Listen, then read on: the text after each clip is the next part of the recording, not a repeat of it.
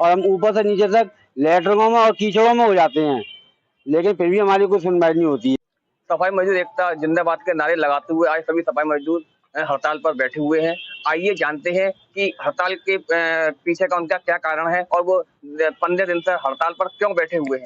ये सीवर के कर्मचारी हैं और इनके संग किसी वक्त कोई दुर्घटना हो जाए, किसी प्रकार का सीवर इनके विभागों की कोई जिम्मेदारी नहीं है। पहले तो इनको सिक्योर होना चाहिए कि जैसे कोई घटना दुर्घटना किसी व्यक्ति के साथ होती है, उसको विभाग सिक्योर करे कि उसको पूरे परिवार को उसकी मानदेय मिलेगा जो उस दुर्घटना होती है। दूसरा, इनका आज महंगाई के दौर में इनका जो श्रम कानूनों से तय किया हुआ पैसा है, उससे इनका काम नहीं चल पा रहा है। ना जी अपने बच्चों को शिक्षा दे पा रहे हैं, ना ही अपना जीवन जो खा पी पा रहे हैं, तमाम सारी व्यवस्था पूरी नहीं हो पा रही है। उसके बाद भी जो सैलरी है वो लेट आती है।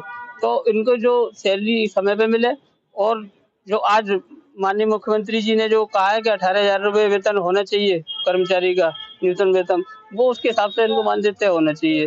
जी, हम बवाक कंपनी भारतीय है, बवाक कंपनी के थ्रू काम करते हैं और हम वाटर बॉक्स के सीवर कर्मचारी हैं।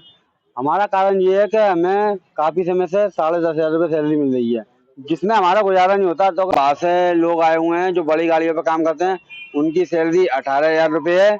और दूसरी बात कि कंपनी उनको रहने का और खाने का और बत्ती जलाने का पूरी सुविधा देती है और हमें ऐसी कोई सुविधा भी नहीं मिलती है।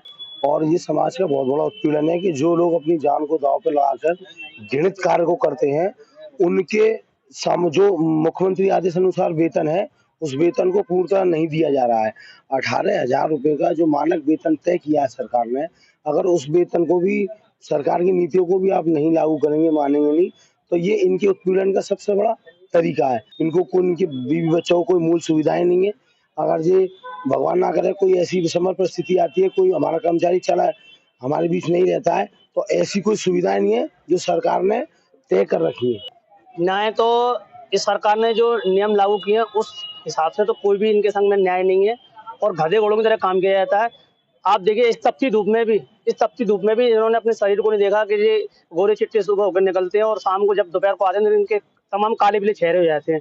जब जब अपने हकदार की बात करते हैं तो इनकी एक नहीं सुनी जाती है, इनको धमकियां दी जाती हैं, इनको हटाने की धमकी दी जाती है कि बेटा तुम अब तो अपनी उनकी कर लो, लेकिन जब तुम नौकरी पे हम तुम्हारी मनमानी करके ले लेंगे, जब तुम बाद में आओगे तो हम अपने तरीके से हम हटा देंगे और इसकी जिम्मेदारी हमारी नहीं, वो भी हम तुम्हें किसी न किसी कारण तुम्हें लिप्त करके और तुम्हें किसी में उसमें साबित करके तुम्हें हटा देंगे। सरकार बराबर दिन ब दिन महंगाई कर रही है, लेकिन क्या इनकी सैलरी इतनी है कि जब अपने बच्चों को या अपने परिवार में किसी भाई को या खुद स्वयं ऐसा कर सकें या अपना अच्छा खान पान कर सकें, ऐसी कोई सुविधाएं भी इनको नहीं मिल पा रही है।